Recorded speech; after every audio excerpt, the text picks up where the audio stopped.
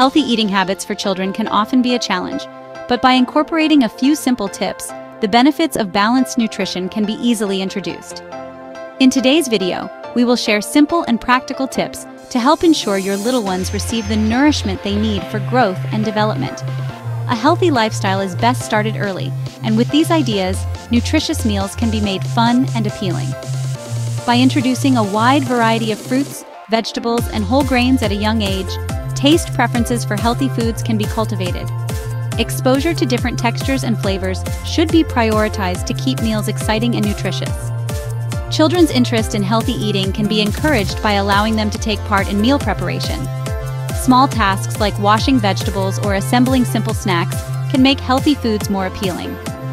Ensuring children drink enough water throughout the day is essential for overall health. Water should be made the primary choice over sugary drinks, which contribute to poor diet and dental issues. By following these simple tips, healthy eating habits can be nurtured in children from a young age. A balanced diet will not only support their physical growth, but also their mental and emotional well-being. Thank you for watching. If you found these tips helpful, be sure to like, subscribe, and share with anyone looking to encourage healthier habits in their kids.